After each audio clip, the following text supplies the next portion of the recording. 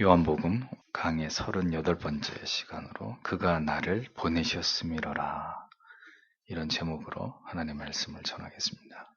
유대주의자들의 신앙의 허상이 예수 그리스도에 의해서 낱낱이 드러나고 있는 가운데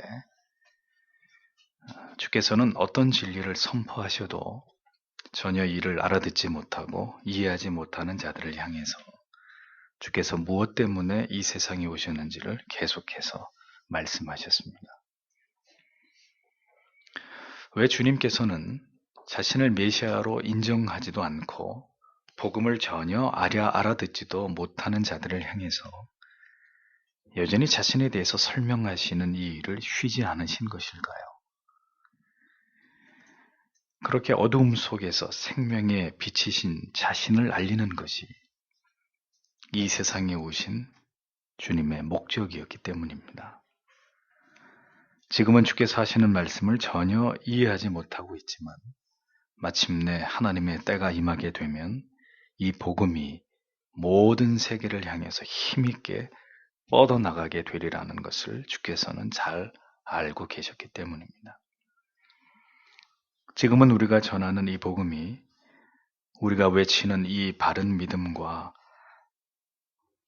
참된 진리가 좀처럼 사람들에게 받아들여지거나 이해되어지지 않는 것처럼 보이지만 우리는 여전히 복음을, 참된 진리가 무엇인지를 증거하지 않으면 안 됩니다. 왜냐하면 언젠가 마지막 때에 누군가에게 이 진리가 생각나서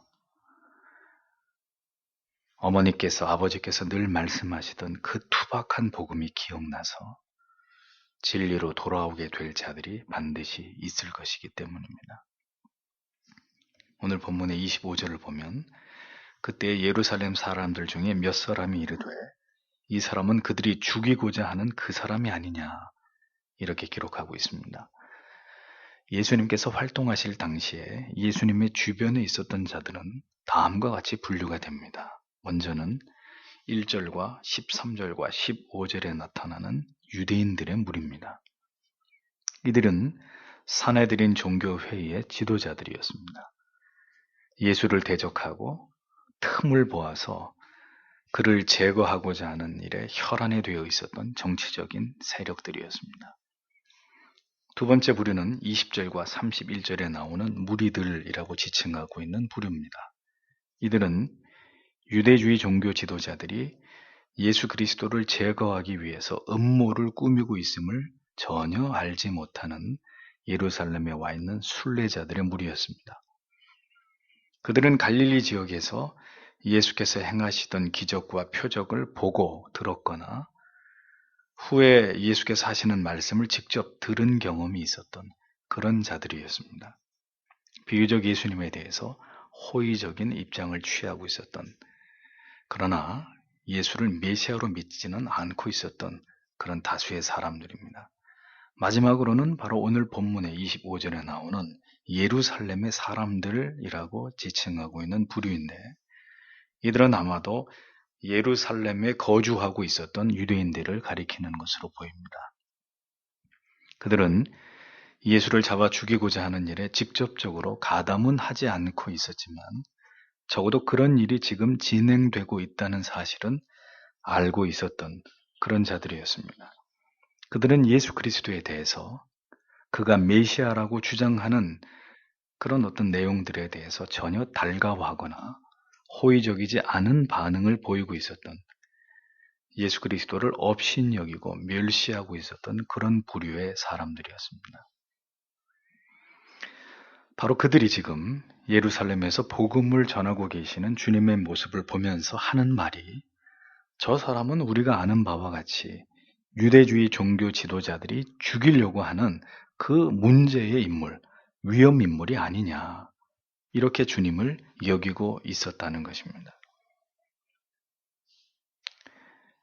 예수님이 강도도 아니고 폭군도 아니신데 인류를 구원하기 위해 이 세상에 오신 메시아이신 예수를 향해서 그분이 어디를 가시든 누구를 만나든 간에 사람들은 그가 곧 잡아 죽임을 당할 자로밖에 여기지 않고 있었다는 사실을 성경은 우리에게 들려줍니다. 거듭 말씀드리지만 예수께서 복음을 전하고 계실 때 참으로 예수 그리스도가 구약이 예언하고 있는 그 메시아이심을 알고 그를 참되게 믿고 추종하는 자들은 거의 존재하지 않고 있었다는 것을 우리는 기억해야 합니다.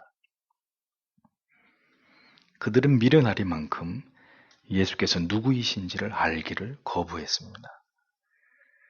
그들이 메시아에 대해서 이와 같은 반응을 보일 수밖에 없었던 가장 큰 이유는 그들에게는 그 시대에는 예수 그리스도가 누구인지를 깨닫도록 허락되지 않았기 때문입니다. 복음이 펼쳐지고 사람들이 이 복음을 믿어서 예수 그리스도의 자녀가 되는 것도 결국 하나님께서 허락하신 때와 그 시기가 이르러야 가능한 것임을 우리가 알 수 있습니다. 복음이 전해지지 않은 시기, 그리고 복음이 전해져도 이것을 전혀 이해하거나 깨닫지 못하는 그런 시대, 모두 다 하나님의 주권과 섭리에 의해서 이러한 것들이 결정되어진다는 것을 올바르게 이해할 필요가 있습니다. 그런 관점에서 본다면 역시 우리가 살아가고 있는 지금 이 시대에도 참된 복음과 진리가 점점 더 가리워지고 있고 이것을 쫓아서 바른 믿음을 갖기를 거부하는 교회와 교인들이 점점 늘어나고 있다는 것은 이것 또한 이 시대 속에서 하나님이 행하시는 어떠한 두려운 뜻이 있다는 것을 우리는 올바르게 이해할 필요가 있는 것입니다. 믿는 자가 일어나고 또 그 믿는 자들이 소멸되는 것도 하나님께서 하시는 일이니 인간이 어떻게 부흥케 하거나 소멸케 할 수 있겠습니까? 다만 우리가 살아가고 있는 이 시대와 역사는 어떠한 하나님의 섭리와 뜻이 이루어져 가고 있는 때인지를 분별하는 지혜가 이제 우리에게 반드시 필요하다는 것을 잊지 않으셔야 합니다. 26절에 그런데 보라 그가 담대하게 말하되 그들이 그에게 아무 말도 하지 아니하는도다. 참으로 치리자들은 이 사람이 참 그리스도인인 줄로 알고 있는가? 이렇게 기록하고 있습니다. 예루살렘으로 절기를 지키기 위해서 올라오신 예수께서 공개적으로 복음을 전하고 계셨던 것을 보고 예루살렘에 있었던 유대인들이 이것을 의아하게 여기고 있었습니다. 말씀드린 바대로 그들은 유대주의 종교 지도자들이 저를 잡아 죽이고자 혈안에 되어 있었다는 것을 잘 알고 있었던 그런 자들이었습니다. 그런데 그들이 노리고 있는 예수라는 자가 지금 예루살렘에서 활보하고 있는데 그를 체포하지 않고 있는 이유가 무엇인지에 대해서 그들은 사뭇 그것이 궁금했던 것입니다. 그래서 그들이 하는 얘기가 유대주의 종교 지도자들이 혹 예수를 정말 그리스도라고 메시아라고 알고 있기 때문에 그를 가만히 내버려 두는 것은 아닌가? 이렇게 말하고 있었던 거죠. 이것은 빈정거리는 이야기입니다. 비꼬는 이야기죠. 그들은 예수 그리스도의 이 같은 자유로움에 대해서 매우 이것을 의아하게 여기고 있었는지 모르겠습니다만 우리는 이러한 주님의 모습을 보면서 한 가지 중요한 것을 깨닫게 됩니다. 그리스도께서는 이렇게 많은 그를 죽이고자 하는 사람들에게 둘러싸여 있는 그런 상황에 있었음에도 불구하고 누구에게도 간섭을 받지 않으시고 안전하게 자신의 일들을 수행하고 계시는 이런 모습을 성경이 보여주는 것은 메시아로서 그가 이 땅에서 감당해야 될 사명을 이루어감에 있어서는 누구도 감히 그를 침범하거나 그를 회방할 수 없는 하나님께서 그의 아들을 철저하게 지키고 계시고 그 하나님의 때에 따라서 계획에 따라서 모든 것들을 이루어 가도록 역사하고 계신다는 것을 우리에게 보여주는 것입니다. 하나님께서 허락하지 않으시면 누구도 하나님의 아들을, 하나님의 사람들을, 그의 자녀들을 해할 수 없다는 사실을 잊지 마십시오. 마태복음 10장 28절에서 31절을 보면 몸은 죽여도 영혼은 능히 죽이지 못하는 자들을 두려워하지 말고 오직 몸과 영혼을 능히 지옥에 멸하시는 자를 두려워하라. 참새 2마리가 한 아사리온에 팔리는 것이 아니냐. 그러나 너희 아버지께서 허락지 아니하시면 그 하나라도 땅에 떨어지지 아니하리라. 너희에게는 머리털까지 다 세신 바 되었나니 두려워하지 말라. 너희는 많은 참새보다 귀하니라. 라고 말씀하셨습니다.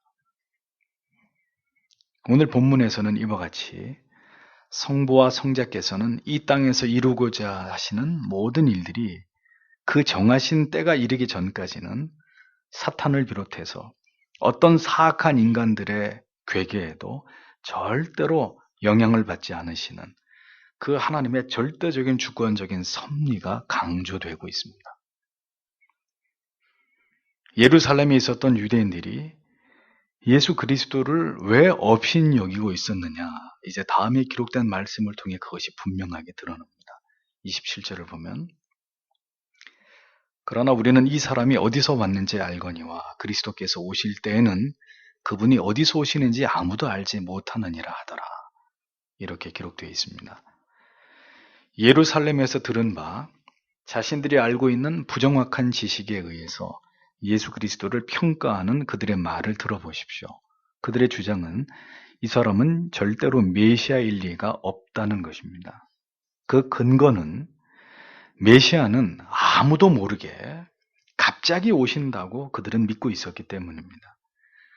그러한 지식의 근거는 랍비의 문헌들이나 유대의 묵시 문학에 근거하고 있는 것이었습니다. 구약의 다니엘의 예언이나 말라기의 예언을 근거로 그들은 메시아는 어느 날 갑자기 이렇게 성인의 모습으로 그리고 아주 매력적이고 신비한 능력을 가지고 그렇게 출현할 것이라고 그들은 그렇게 믿었고 그것을 교리화시켜 나가고 있었습니다. 메시아에 대한 그런 잘못된 믿음을 가진 자들 앞에 출신 성분이 누구에게나 다 알려져 있는 가난한 촌동네의 한 청년이 자칭 메시아라고 주장을 하게 되니 그들이 이 예수 그리스도를 메시아로 믿을 리가 만무했던 것이죠. 한마디로 그들이 볼 때 예수님은 미치광이에 지나지 않았던 것입니다. 그러나 우리는 이 사람이 어디서 왔는지 아노라. 무슨 뜻입니까? 우리는 네가 누군지 안다. 네가 얼마나 천박한 신분을 가진 자인지 우리는 다 알고 있다. 너 따위가 결코 메시아로 인정받을 수 없는 너는 미천한 신분의 그런 사람에 지나지 않다. 누가 어떻게 감히 너 따위가 우리를 속이려고 하느냐. 이런 의미로 그들은 그런 생각을 하면서 자칭 메시아로 주장하는 예수님을 바라보고 있었다는 겁니다. 올바른 믿음과 참된 구원을 말해주어도 그때나 지금이나 사람들은 이러한 진리를 좀처럼 받아들이지 않습니다. 자신들이 가지고 있는 선입견, 자신들이 믿고 알고 있는 것을 전부라고 여기고 무엇이 진리고 진리가 아니고 보다는 내가 믿어왔고 내가 믿어왔던 것을 완고하게 계속해서 믿으려고 하는 그 어리석음을 좀처럼 포기하지 않습니다. 잘못된 신앙의 오류와 비성경적인 믿음에서 빠져나오기란 그래서 결코 쉬운 것이 아닙니다. 몰라서 빠져나오지 못하고 알아도 그 진리보다 더 소중한 가치들이 많기 때문에 빠져나오지 못하는 거예요. 우리는 예수께서 사람들에게 보다 수월하게 메시아로 인정받으실 수 있는 여러 가지 경우의 수들을 생각해 볼 수 있습니다. 예를 들어서 예수님께서 왕자로 태어나시거나 혹은 유대인들의 사고처럼 어느 날 아주 뛰어난 외모를 가진 채 혜성처럼 신비롭게 등장하셔서 많은 사람들로 하여금 그에게 매혹되게 하시거나 혹은 모든 사람들이 한꺼번에 믿고 따를 수밖에 없는 보다 강력한 어떤 이적과 기적을 예수님이 드러내서 계속 행하시거나 예를 들면 영화의 슈퍼맨처럼 예수님이 막 날아다니신다거나 엄청난 산을 들어서 옮겨버린다거나 이런 보다 강력한 어떤 이적을 행하셨으면 더 순식간에 폭발적으로 많은 추종자들을 만드실 수 있으셨을 거라는 거죠. 혹은 탁월한 전술이나 리더십을 가지고 순식간에 강력한 이스라엘의 군대를 조직해서 이스라엘을 압제하고 있는 로마를 물리치고 이스라엘을 완전하게 독립시키는 이런 일들을 행하셨다면 예수님은 단번에 많은 사람들을 그를 믿고 따르는 자들로 만드실 수 있었을 거라는 것입니다. 여러분은 그런 것에 대해서 의문이 생기지 않으시던가요? 주님께서는 그의 출생에서부터 그가 행하시는 모든 비범한 능력을 통해서 얼마든지 사람들로 하여금 누구도 감히 그가 메시아이신 것을 의심하거나 부정하지 못하도록 만드실 수 있으셨다는 것입니다. 그런데 왜 그렇게 하지 않으시는 것일까요? 그 해답은 단 하나입니다. 그것은 모든 사람들이 예수 그리스도를 구주로 믿을 필요가 없었기 때문입니다. 그렇게 되는 것이 하나님의 뜻이 아니었기 때문입니다. 믿을 자들만이 예수 그리스도를 통해서 그의 복음을 통해서 믿게 되어 있었고 그렇게 구속의 역사를 진행해 나아가는 것이 아버지의 뜻이었기 때문입니다. 그냥 조용조용히 진리를 풀어서 복음을 전하시기만 했어도 그 복음을 믿고 들은 하나님의 택한 백성들이 완벽하게 그 중에 단 한 사람도 빠짐없이 구원받을 수 있는 것이 하나님이 정하신 계획이었고 뜻이었기 때문입니다.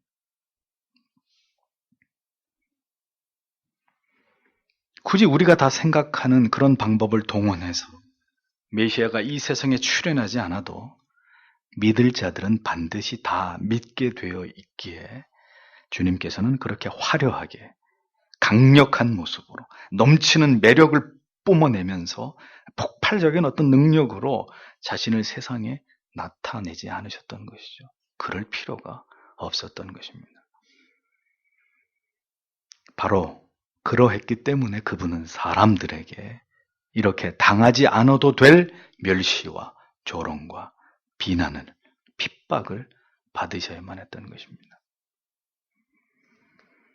여러분들이 결코 잊지 않으셔야 될 그동안에 상당히 왜곡되어 왔었던 잘못된 진리는 이것입니다. 신자와 교회가 힘으로, 권력으로, 물질의 부요함으로 우리의 신앙의 위대함을, 그리스도의 아름다우심을 이 세상에 드러내는 방법은 절대로 하나님의 방법이 아니라는 것입니다.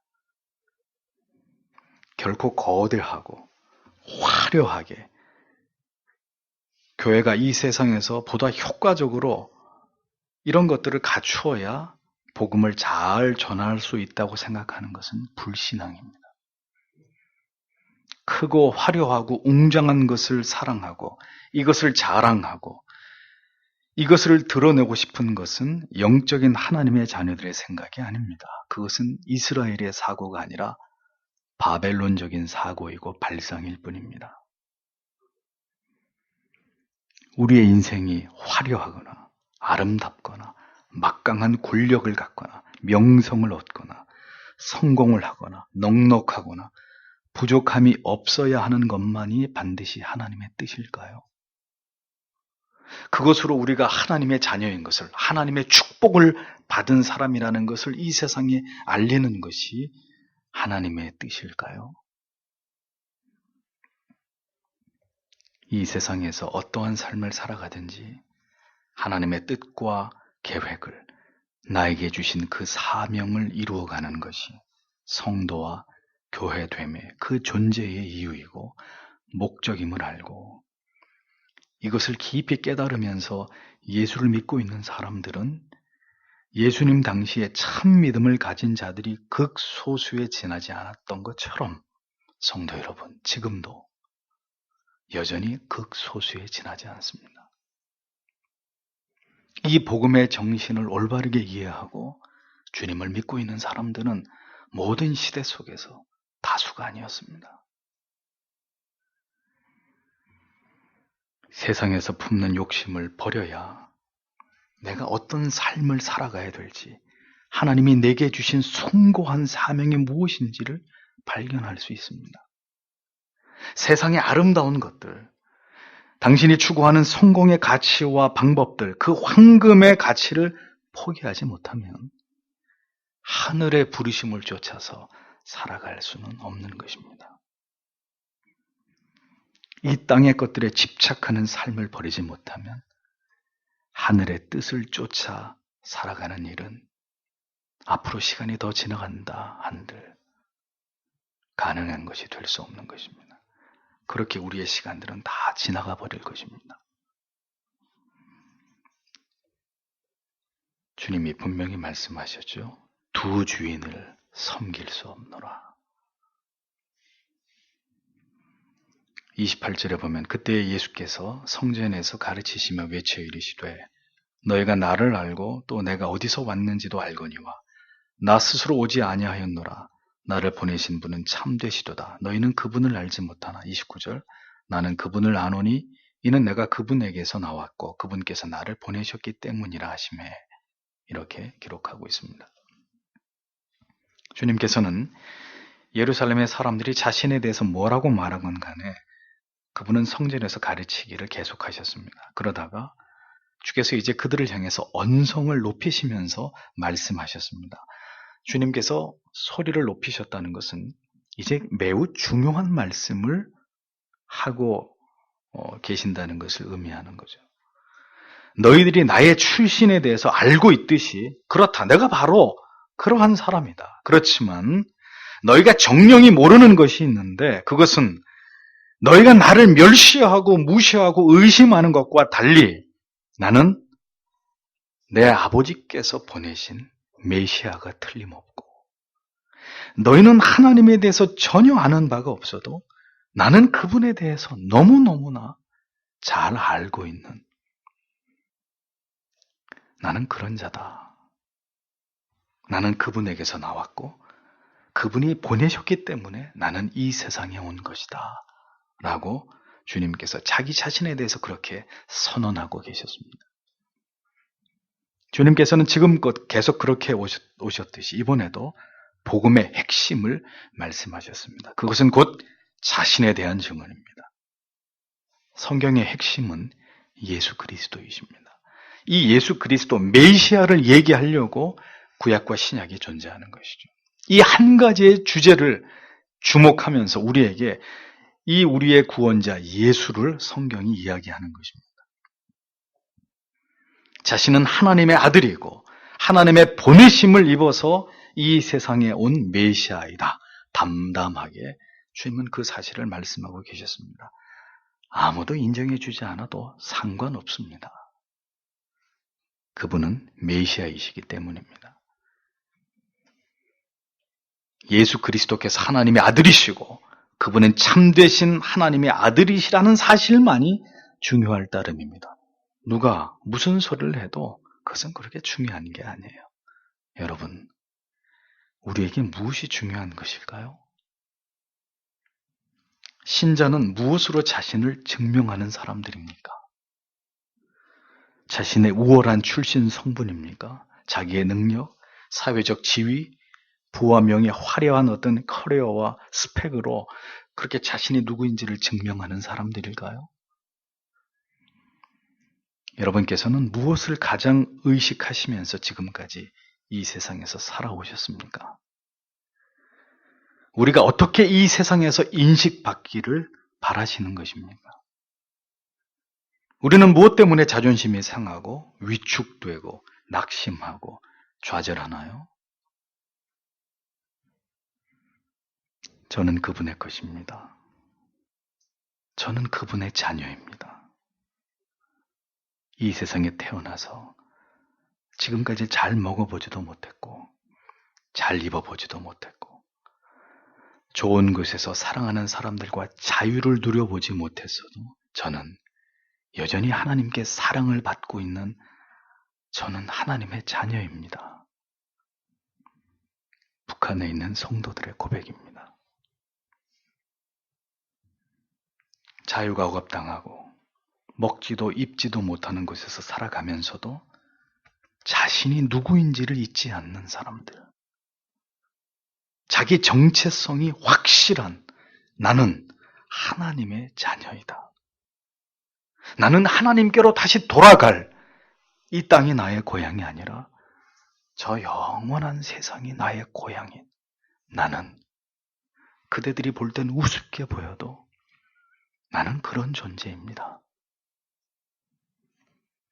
이것이 그리스도인들의 자기 정체성에 대한 올바른 고백이 아닐까요? 그것이 진정한 믿음이 아니겠습니까?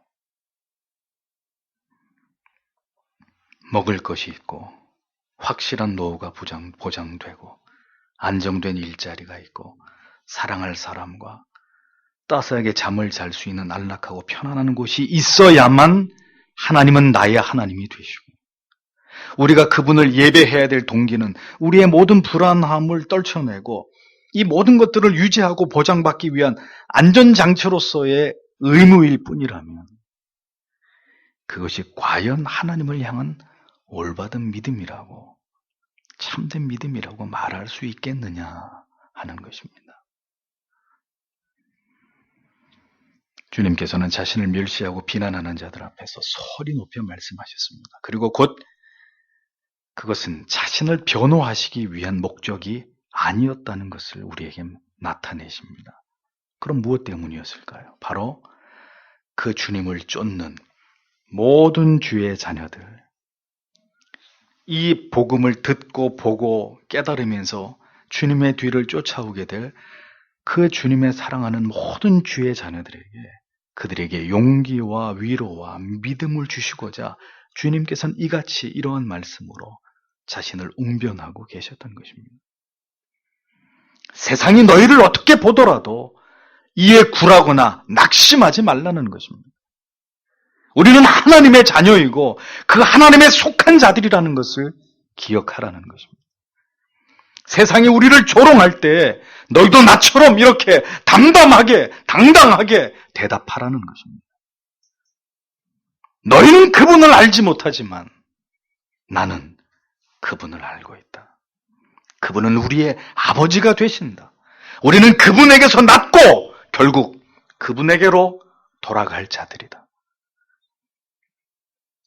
이러한 성도의 자기 인식과 자기 선언으로 세상에서 당하는 모든 슬픔과 서러움들을 이겨내라고 주님은 우리에게 그렇게 말씀하고 계시는 거죠. 요한복음 15장 18절에서 19절에 이렇게 말씀합니다. 세상이 너희를 미워하면 너희보다 먼저 나를 미워한 줄 알라. 너희가 세상에 속하였으면 세상이 자기 것을 사랑할 터이나 너희는 세상에 속한 자가 아니요 도리어 세상에서 나의 택함을 입은 자인 고로 세상이 너희를 미워하느니라 라고 분명히 말씀했습니다. 사랑하는 성도 여러분, 세상에서 우리가 신자이기에 미움을 당하는 것은 당연한 일입니다. 우리가 주님을 쫓는 자들이기에 불이익을 당하고 무엇을 하든 손해를 보는 이런 일들은 어쩌면 피할 수 없는 그런 길일지도 모릅니다. 그러나 그러한 서러움 속에서 돌아서 눈물을 흘리게 될지언정 우리가 결코 잊지 말아야 될 것이 있습니다. 너희는 그분을 알지 못하지만 그 영원한 나라의 영광과 기쁨과 감격을 알지 못하겠지만 나는 이 아픔과 고독과 멸시 속에서도 내가 돌아갈 그 나라를 생각한다. 내 아버지께로부터 내가 얻게 될 나는 그 영광을 생각한다. 이러한 거룩한 독백으로 세상을 이겨내는 자들이 바로 성도라는 것입니다.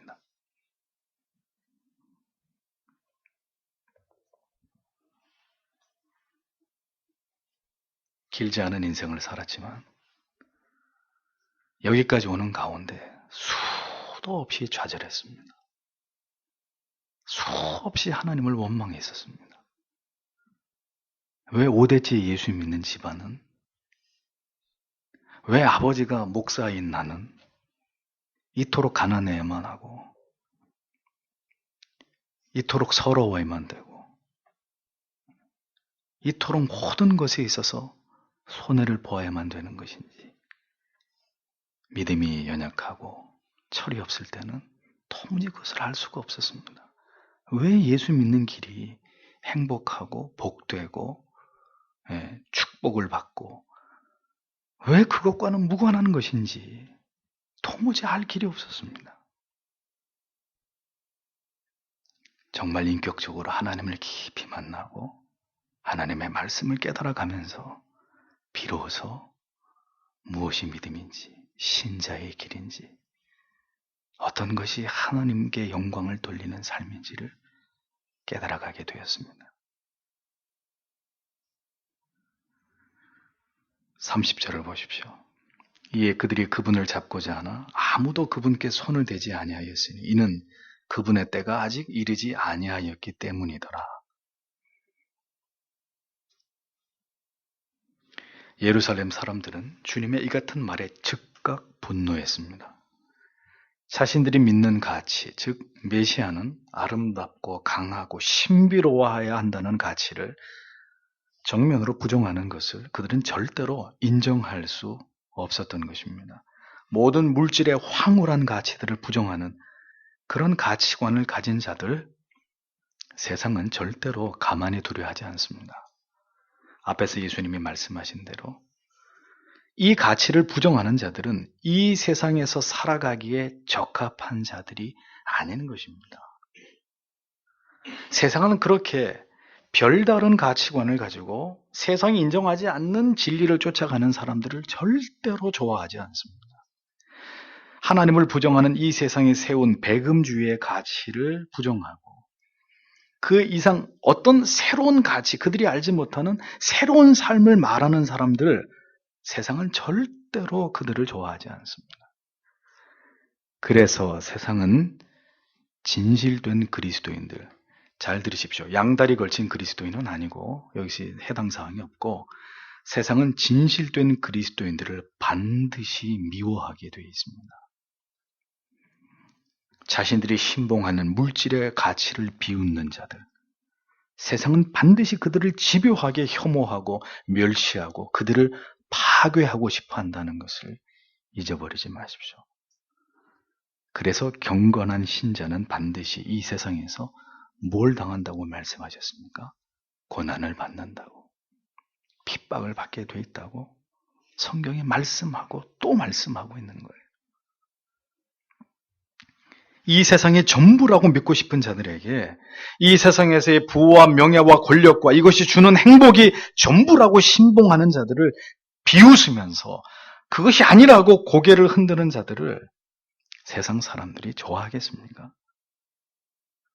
자기들이 세운 이 가치를 부정하는 자들을 세상과 사탄은 지금까지 그들을 제거하고 파괴하기 위해서 혈안이 되어 왔었습니다.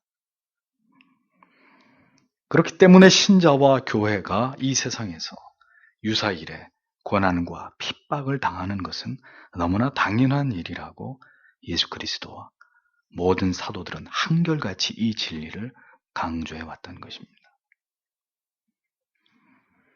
눈에 보이는 이 세상과 돈의 가치만이 전부라고 믿는 자들에게 우리에게는 영생이 있습니다. 당신들은 이 세상에서 그렇게 화려한 삶을 살 수는 있겠지만 그대들은 지옥불에 떨어지게 될 것이고 우리는 이 세상에서 이렇게 멸시를 당하는 삶을 살지만 우리는 죽어서 천국에서 영생을 누리게 될 것입니다. 무엇보다도 듣기 싫은 말이 이런 말들이에요.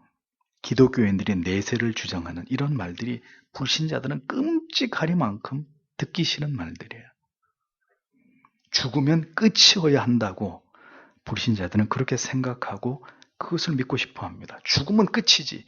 이 세상에서 때깔나게 살다가 죽는 게 그게 끝이지. 무슨 죽은 이후에 또 다른 세상이 있다는 말이냐? 그들은 그것을 믿으려고 하지 않습니다. 죽고 난 다음에 천국, 지옥, 이러한 세상에 대해서 절대로 듣고 싶지 않고 생각하고 싶지 않은 사람들이 불신자들입니다. 그런데 세상 사람들은 이제 내세를 말하는 그리스도인들의 입을 틀어막고 그들을 미워하는 것이 아닙니다. 예수를 믿으면 이 세상에서도 너희들보다 더 잘 살 수 있고, 그리고 우린 천국까지 간다라고 떠벌리면서도 도덕적으로, 윤리적으로 세상 사람들보다 더 못하고 타락하고 이기적인 삶을 살아가는 소위 그들이 말하는 개독교인들을 보면서 그들은 분노하고 치를 떠는 것입니다. 그리고 이제 그들은 우리가 믿는 복음에 대해서 그다지 알고 싶어 하지 않습니다. 너희 같은 개독들이 믿는 신이라면 관심 없다 이거죠. 너희처럼 말 다르고 행동 다르고 삶이 다른 그런 뻔뻔한 하류 인생들이 믿는 그런 종교라면 우리는 관심 없다. 이제 이 지경까지 이르게 되었죠. 무엇인가 잘못돼도 한참 복음에서 벗어나도 한참이나 벗어난 지금의 교회의 모습이고 우리의 모습입니다. 그들은 예수님의 말씀에 분노했고 즉시 예수를 붙잡고자 했습니다. 그러나 감히 누구도 예수님께 손을 대는 자가 없었습니다. 그들은 자신들과 전혀 다른 가치관을 가지고 계신 예수님과 그의 말에 분노를 느끼고 있었으면서도 감히 예수님을 아직은 어떻게 하지 못하고 있었습니다. 그것은 그들의 의지 때문이 아니었습니다. 그들은 두려워하고 있었기 때문이에요. 두려워하고 있었다. 성경은 그 해답을 나중에 얘기하죠. 아직 때가 아니기 때문에. 그리스도인들이 참된 신자들이 주장하는 이야기를 들어보면 분노를 느끼게 되지만 그들을 어떻게 할 수 없는 사람들, 그들이 바로 옳은 길을 가고 올바른 삶을 살아가는 그리스도인들이어야 되는 것입니다. 그 얘기를 들으면 화가 나고 우린 지옥 간단 말이냐? 짜증이 나는데도 감히 그 사람에 대해서 반박하거나 당신이 틀렸다라고 말할 수 없을 만큼 뭔가 그에게 압도당하는 그런 것이 신자에게 있어야 되는 거죠. 이 세상의 가치가 전부가 아니라고 주장하면서 세상을 비웃는 사람들. 정말 얄밉고 저런 것들이 눈에 보이지 않으면 좋겠지만 이렇게 생각은 되는데도 감히 어떻게 할 수 없을 만큼 무엇인가 자신들을 두렵게 하는 무언가를 가지고 있는 사람들. 적어도 세상에서 신자들은 그런 모습이어야 되는 거죠. 정말 짜증나고 꼴보기 싫은데도 어떻게 할 수 없을 만큼 무언가가 저들을 지키고 있고, 그래서 그것이 두렵고 저들이 말하는 게 사실이면 어떡하나, 이런 막연한 두려움 때문에 감히 손을 뻗어서 어떻게 해야 할 수 없는 그런 사람들, 지금처럼 이렇게 멸시당하고 무시를 당하는 존재들이 아닌 그들이 바로 예수의 제자들, 성도들입니다. 하나도 예수님께 손을 대는 자들이 없었다고 했습니다. 이는 그의 때가 아직 이르지 아니하였음이로라. 오늘 계속 반복되고 있는 이 한 가지 주제를 잘 주목해 보십시오. 시간을 움직이는 이가 누구이십니까? 모든 역사 속의 흥망성쇠가 누구의 손에 좌지우지 됩니까? 사람의 생각과 계획과 도모한 대로 일이 그렇게 진행되던가요? 이렇게 하면 더 잘 될 것이다. 이렇게 하면 더 유리하고 더 사람의 생각대로 되느냔 말이에요.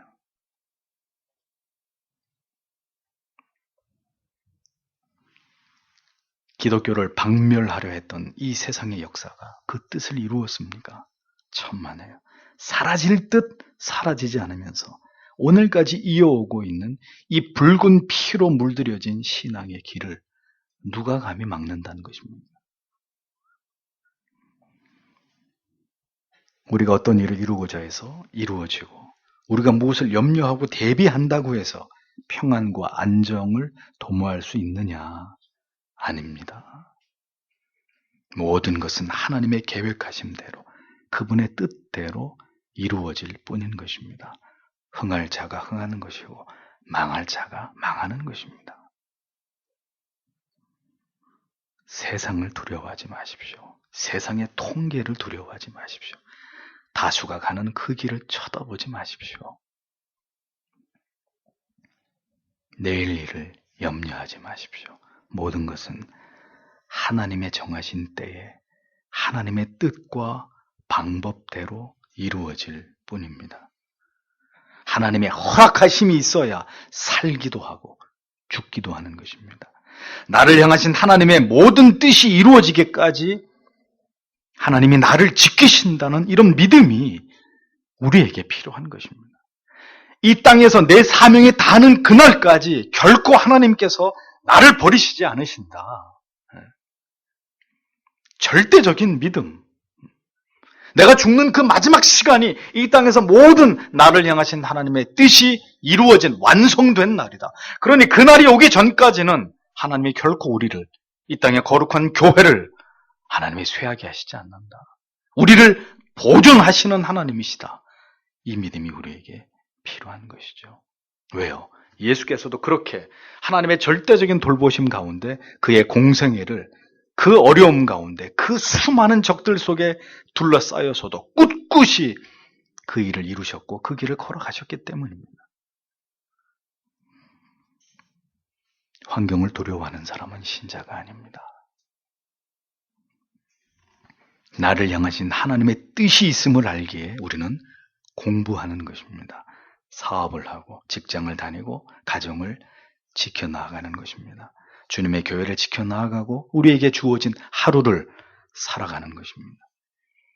그러므로 왜 존재하는지에 대한 답이 신자에게는 반드시 필요합니다. 왜 하나님께서 나를 붙들어 주셔야만 하는지에 대한 그 이유를 우리의 모든 삶으로 세상에 증명해내는 그런 삶을 살아가는 신자여야 하는 것입니다. 왜 나를 존재하게 하시는지에 대한 물음, 그 물음에 나의 모든 삶으로, 나의 전생애로 그것에 답을 달아가는 것이 성도의 삶입니다.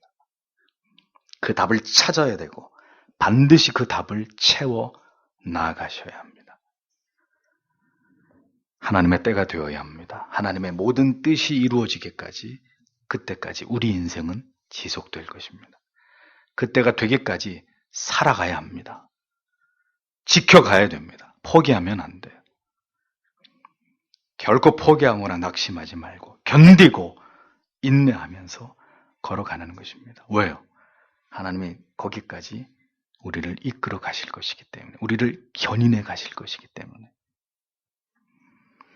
주께서 십자가 위에서 마지막으로 하신 말씀이 무엇이었습니까? 다 이루었다. 뭘 다 이루셨다는 거죠? 아버지의 뜻을 다 이루셨다는 것입니다. 역사는 언제 그 종지부를 찍는 것일까요? 바로 택자 구원의 완성, 모든 구속사가 종결되는 그날이 바로 인류 역사의 마침표를 찍는 날입니다. 즉 주께서 재림하시는 날이죠. 역사는 그 하나님의 때를 향해서 흘러가고 있습니다. 모든 일은 그 주관하시는 전능자의 시간표대로 되어질 뿐입니다. 그래서 초조하거나 불안하거나 근심할 이유가 없다는 것입니다. 하나님께서 오늘도 나와 동행하고 계시는 것만이 우리에게 가장 중요하게 여겨져야 될 가치일 뿐이죠. 인생에서 자기의 계획 때문에, 자기의 고집과 뜻 때문에 하나님과의 관계가 요원해지거나 하나님과의 친밀함을 잃어버리거나 교회와 멀어져서 끝내는 신앙을 잃어버리는 사람들은 가장 어리석고 미련한 자들입니다. 지금 그러한 일들이 내게서 일어나고 있다는 것은 그 사람이 배도의 길로 가고 있다는 매우 좋지 않은 신호라는 것을 기억해야 돼요. 31절을 보면 사람들 중에 많은 이들이 그분을 믿고 이르되 그리스도께서 오실지라도 그분께서 이 사람이 행한 이것들보다 더 많은 기적을 행하려 하니라 기록되어 있습니다. 예수가 메시아이심을 비웃고 그를 멸시하는 예루살렘의 거주민들도 있었지만 예수가 메시아일지도 모른다는 작은 믿음으로 예수 그리스도를 바라보고 있었던 자들도 있었다고 성경은 기록합니다. 그래서 이 구절에 대한 해석을 두고 예루살렘에 있었던 사람들 중에는 이렇게 예수님을 구주로 믿는 사람도 있지 않았느냐라고 생각하시는 분들도 있으실 겁니다. 그러나 과연 이 구절에 나오는 예수를 믿었던 많은 사람들의 믿음이 참된 믿음일까요? 주의해서 보실 필요가 있습니다. 주님께서는 일찍이 말씀하셨죠. 표적과 기사를 보지 않고는 도무지 너희가 나를 믿으려 하지 않는다.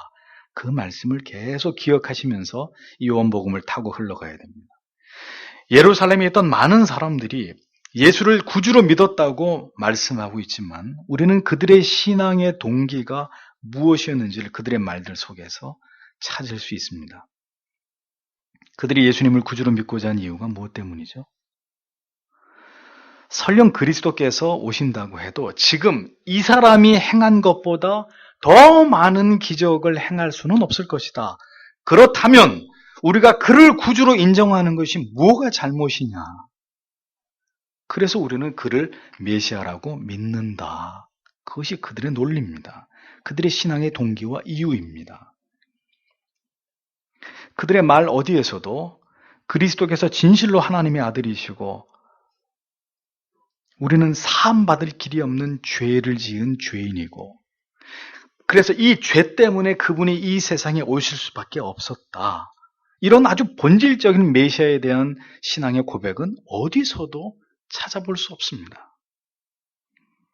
그들이 지금 예수 그리스도를 구주로 옹호하고 있는 것은 단지 지금까지 그들이 보고 들은 것에 근거해 볼 때 예수께서 많은 이적과 표적을 나타내셨기 때문에 그렇다면 그를 구주로 믿을 수 있는 근거가 충분한 것이 아니냐. 이것이 그들의 믿음의 동기였습니다. 정확하게 말해서 그들은 진실로 예수 그리스도를 그들의 메시아로 믿고 있는 것이 아니었다는 것을 알 수 있습니다. 그 행하실 표적이 이 사람이 행한 것보다 더 많으랴. 이 말은 누가 되었건 간에 자신들에게 필요한 이적과 표적을 더 많이 행하기만 하면 그가 곧 메시아로 언제든지 뒤바뀔 수 있는 여지를 두고 그렇게 하는 말이 그들의 주장의 내용인 것이죠. 많은 사람들이 그리스도를 믿고자 한 이유와 목적은 현재까지는 누가 뭐라고 해도 이 나사렛 출신의 예수가 가장 많은 이적을 행했기 때문에 우리는 그를 메시아로 믿고 싶다. 그들의 마음이었습니다. 그들의 믿음이 진실된 믿음이 아니라는 결정적인 증거는 그들 대부분이 이후에 예수께서 빌라도에게 재판을 받으시고는 자신을 구원할 아무런 능력도 행치 않고 무기력한 죄수의 모습으로 정죄를 받게 되자 그들의 기대는 실망으로 바뀌면서 그들 대부분이 뭐라고 외쳤습니까? 예수를 십자가에 못 박으라 라고 외치는 폭도들로 돌변하게 됐던 것을 성경은 보여줍니다. 그래서 오늘날 가짜 믿음이 많다는 거예요. 예수 믿는 이유가 축복인 사람들의 대다수는 거짓 믿음을 가진 사람일 확률이 대단히 높은 것입니다. 눈에 보이는 것을 쫓는 것은 믿음이 아닙니다. 신앙은 보이지 않고 들리지 않고 손에 쥐어지지 않지만 보이지 않는 그의 나라를 바라보면서 그 보이지 않음의 가치를 더 크게 여기는 것입니다. 어떤 동기이든지 교회를 다니시고 예수를 믿으시고 기도를 드리실 수 있습니다. 하지만 기억하셔야 될 사실은 그러한 모든 신앙의 동기가 무엇 때문이어야 하는가 하는 점입니다. 지금까지 가장 감동적이었고 가장 기도의 응답이 잘 되었고 가장 많은 성도님들에게 인정받을 수 있었고 가장 모든 일들이 다 잘 풀렸었고 그렇기 때문에 이렇게 믿는 믿음이 이런 교회를 다니는 것이 정답이다. 혹시 그런 생각으로 신앙을 가지시고 교회를 다니셨다면 그것은 참된 믿음이 아닌 것이죠. 무엇 때문에 예수를 믿는 것입니까? 복음은 우리에게 이 피할 수 없는 질문을 던지고 있습니다. 당신은 무엇 때문에 교회를 다니는 것입니까? 당신의 신앙의 근본의 동기와 목적이 무엇입니까? 그 속을 한번 반드시 이렇게 뒤집어 봐야 된다는 것. 인정을 받고 사람들의 부러운 시선을 받고 높임을 얻고 모든 친교의 모임과 사람들과의 관계 때문에 모든 게 만족스럽고 내 기준에 타당하기 때문에 교회를 다니고 내가 그렇기 때문에 신앙생활을 하고 있는 것이라면 그것은 성경이 말씀하고 있는 그 믿음이 아닌 것입니다. 성경을 잘 보십시오. 그런 동기라면 무리 중에 많은 사람들이 예수를 믿고 라고 했습니다. 얼마든지 많은 교인들이 몰려올 수 있습니다. 그런 정도의 동기와 목적이 신앙의 이유라면 그 정도로 자기 만족과 소원의 성취와 성공을 위한 목적으로 무엇인가 내게 축복의 표징이라도 얻고자 신앙생활을 하는 사람들은 어렵지 않게 어디서나 찾아볼 수 있습니다. 성도 여러분, 신앙의 동기가 저급하고 인본주의적이고 기복적일수록 많은 사람들이 그런 교회를 찾을 수 있을 것입니다. 그러나 신앙의 동기가 진정으로 그리스도를 닮아 그가 가신 길을 뒤따라가는 좁은 길을 가고자 함이라면 많은 사람들이, 상당히 많은 사람들이 교회 안에서조차도 걸러질 것이라고 목사는 확신합니다. 거의 대부분의 사람들이 걸러질 거예요. 여러분이 예수를 믿는 이 교회를 다니는 목적이 무엇인지를 분명하게 하십시오. 32절 보십시오. 저거 히터 좀 틀어주세요. 추우신 것 같아요. 32절. 그분에 대하여 사람들이 그런 것들로 수군거리는 것을 바리새인들이 들으니라. 바리새인들과 대제사장들이 그분을 잡으려고 직무 수행자들을 보내며 33절. 그때 예수님께서 그들에게 이르시되 내가 너희와 함께 조금 더 있다가 그 뒤에 나를 보내신 분에게로 가리라. 34절. 너희가 나를 찾아도 만나지 못할 것이요 내가 있는 곳에 오지도 못하리라 하시니 이렇게 기록하고 있습니다. 표면적으로 예수를 메시아로 인정하면서 그를 믿는 것이 무엇이 잘못인가 라고 많은 무리들이 예수 그리스도에 대한 지지를 보내자 이러한 반응에 대해서 가장 못마땅했던 자들이 바로 종교적인 기득권을 가지고 있었던 유대주의 종교 지도자들이었습니다. 그들은 예수를 잡아들이는 것을 더 늦추었다가는 예수에 대한 더 많은 추종자들이 일어날 것이라고 판단하고 이제 속히 그를 잡으려고 했습니다. 예수를 잡아오기 위해서 파견된 자들을 향해서 그런데 주님은 전혀 당황하지 않으시고 말씀하십니다. 뭐라고요? 너희는 나를 붙잡기 위해서 보냄을 받았으나 아직은 내 때가 아니다. 오늘 세 번째 나오는 얘기입니다. 나에게는 아직 남겨진 일들이 있고 그 일들이 모두 끝마치게 되면 나는 나를 이곳에 보내신 그분께로 다시 돌아가게 될 것이다.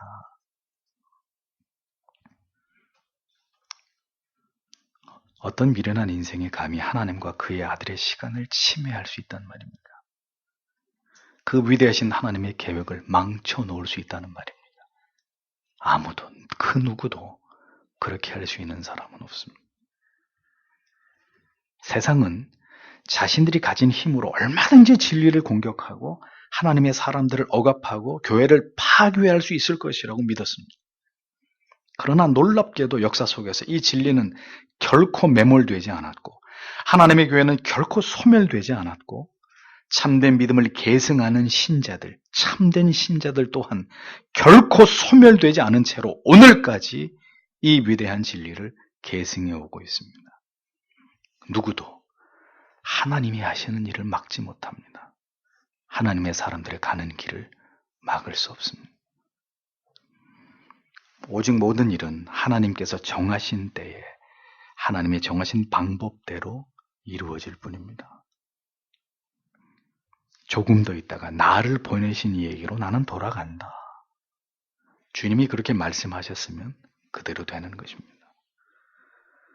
마귀는 소멸되어서 사라져가는 불타는 교회와 순교의 피를 뿌리면서 죽어가는 성도들을 보면서 쾌재를 부리면서 자기들이 승리를 했다고 착각했을지 모릅니다.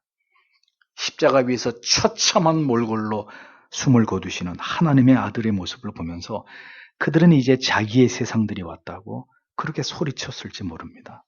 그러나 결코 그들이 이긴 것이 아니었죠.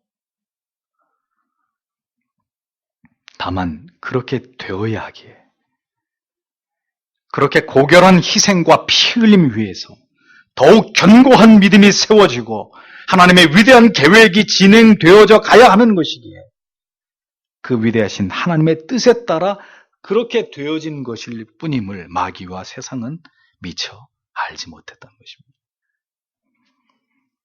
사랑하는 성도 여러분, 기억하십시오. 모든 것은 하나님께서 정하신 대로 그대로 이루어질 뿐입니다. 역사의 모든 흥망성쇠가, 인생사의 모든 희비애락조차도 모두 하나님께서 하나님의 때에 따라서 그분의 주권적인 섭리와 계획에 의해서 우리의 성화됨을 위해서 일어나고 진행되고 사라져가는 것일 뿐입니다. 주께서는 왜 우리에게 뜻이 하늘에서 이루어진 것 같이 땅에서도 이루어지이다 라고 기도하라고 말씀하셨습니까? 이 땅의 모든 피조물들의 존재의 이유와 목적은 그 하늘에서 이루신 하나님의 가장 선하시고 완전하신 도모가 이 세상 가운데서도 완전하게 구현되게 하는 데 있기 때문입니다. 물론 하나님께서는 우리가 기도하시지 않다 하더라도 하나님의 모든 일들을 완벽하게 진행하시고 이루시는 분이십니다. 그러나 우리는 우리의 존재됨의 목적이 바로 하나님의 뜻을 이루면서 이에 기여하는 인생을 살아가야 함이 있기 때문에 우리는 그 어떤 기도의 제목과 소원보다도 우리를 향하신,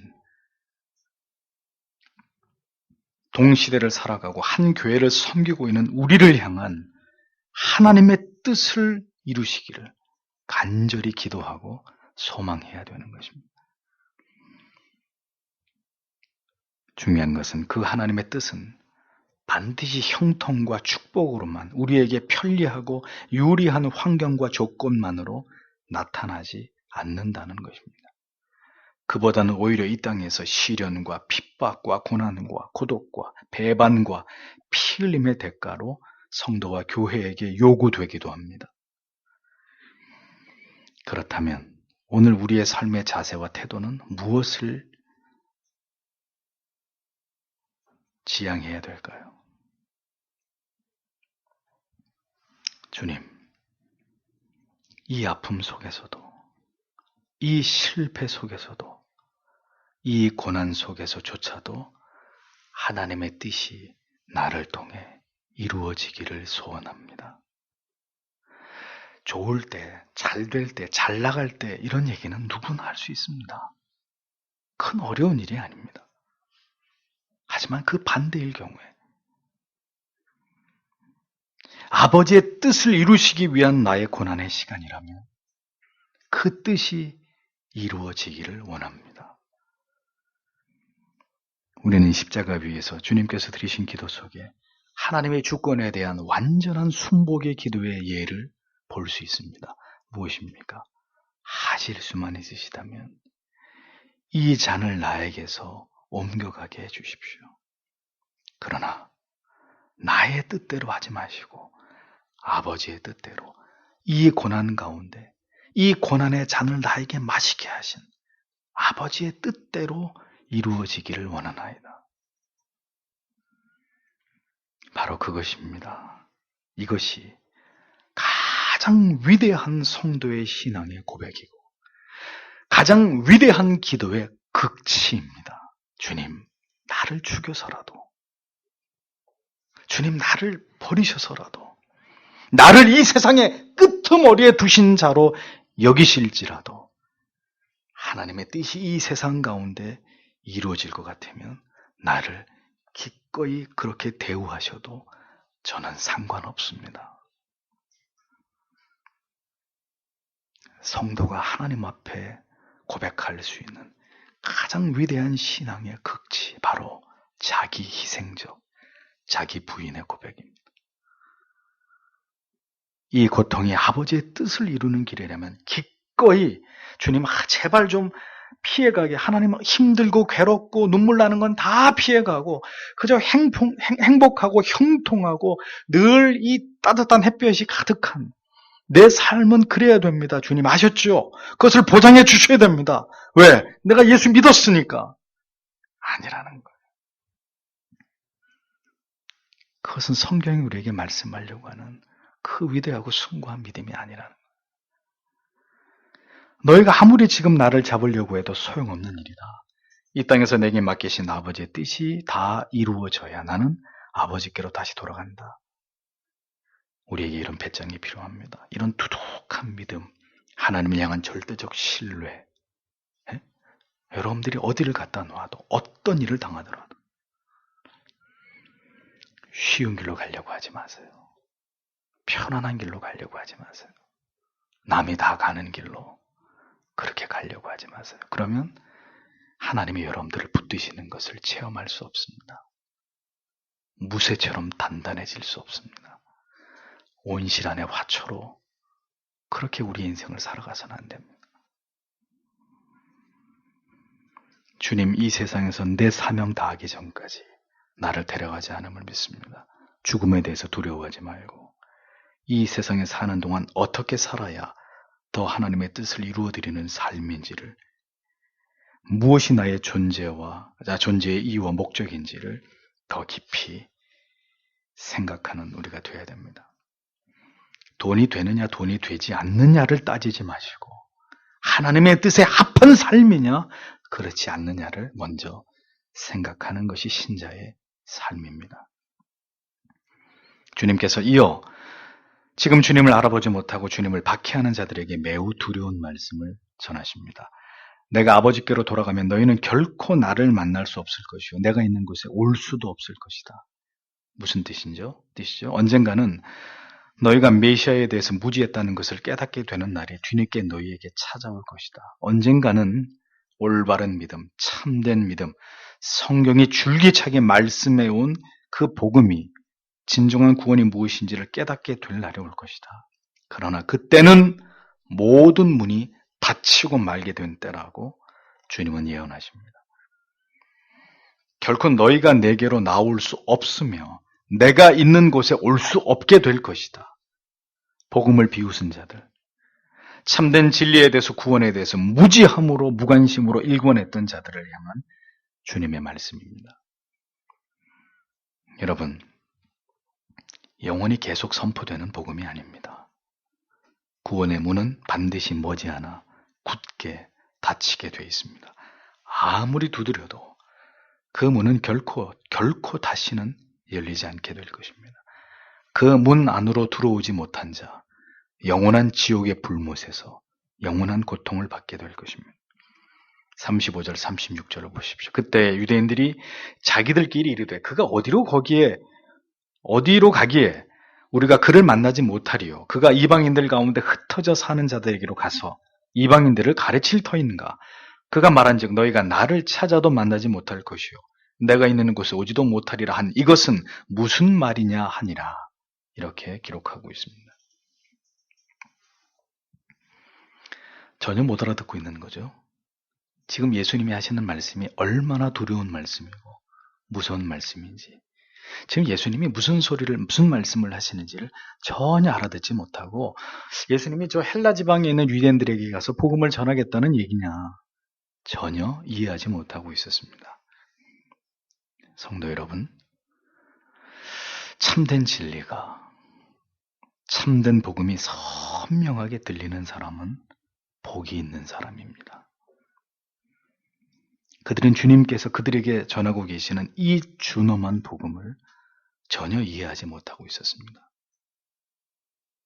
주님을 찾아도 만나지 못하고 주가 계시는 곳에 절대로 올 수 없게 될 것이라는 이 말을 전혀 심각하게 저들은 받아들이지 않고 있었습니다.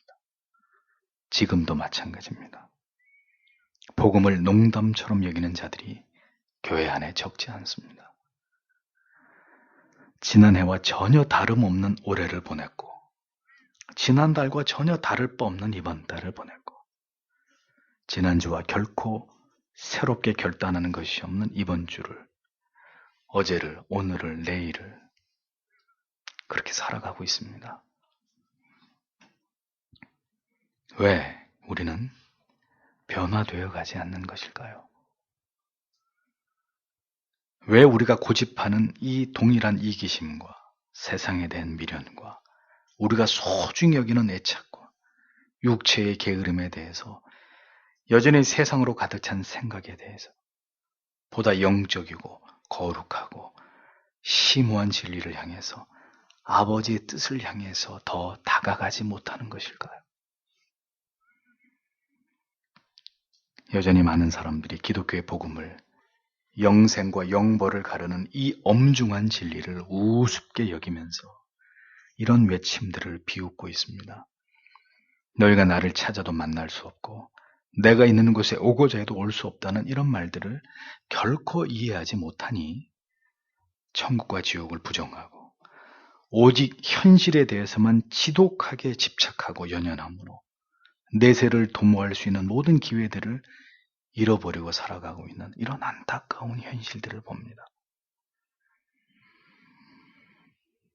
도무지 알아듣지 못하는 귀와 도무지 보아도 깨닫지 못하는 눈을 가진 그런 사람들이 되어서는 안 됩니다. 부디 사랑하는 성도 여러분, 지금도 그리고 앞으로도 열심을 내십시오. 그리고 결단하십시오. 버리고 돌아서고 내려놓고 포기하셔야 됩니다. 그리고 지금 가장 중요한 것을 붙잡으십시오. 지금 여러분들의 인생에서 가장 소중한 것을 붙잡아야 합니다. 그것은 바로 여호와 하나님을 경외하고 힘써 그가 기뻐하시는 길로 행하는 것입니다. 그의 말씀에 청종하고 세상에서 비굴하게 살지 않으며 물질을 탐하거나 두려워하지 말고 올곧은 믿음의 길을 가는 것입니다. 부디 들을 귀가 있는 자들은 듣고 이제 얼마 남지 않은 시간 속에서 이 복음이 우리에게 웅변하고 있는 이 말씀에 귀를 기울이셔야 합니다. 더 듣고자 하여도 듣지 못할 때가 곧 우리에게 찾아올 것입니다. 마음대로 성경을 들고 자유로움 속에서 교회를 나오지 못하게 될 때가 우리가 살아있는 날들 가운데 어느 날 찾아올 수도 있을 것입니다. 우리가 누리던 이 모든 자유와 풍요를 모두 잃어버리고 어느 한순간 하루아침에 우리의 모든 믿음이 시험대 위에 오르게 될 날이 우리에게 찾아올 수도 있습니다. 주님께서 우리에게 말씀하신 이 한마디에 한마디에 여러분들의 모든 세포를 집중하십시오. 놓치면 영원히 놓치는 거예요. 듣고 깨달으시고 부디 혼신의 힘을 다해서 참된 믿음의 길로 걸어가십시오. 더 주님을 가까이 하시고 기도와 말씀과 예배를, 교회를 가까이 하십시오. 생명처럼 여기면서 믿음의 길로 행하시는 여러분들이 되시기를 바랍니다. 그것이 바로 복음이 말씀하고 있는 신앙의 정도이기 때문입니다. 기도하겠습니다.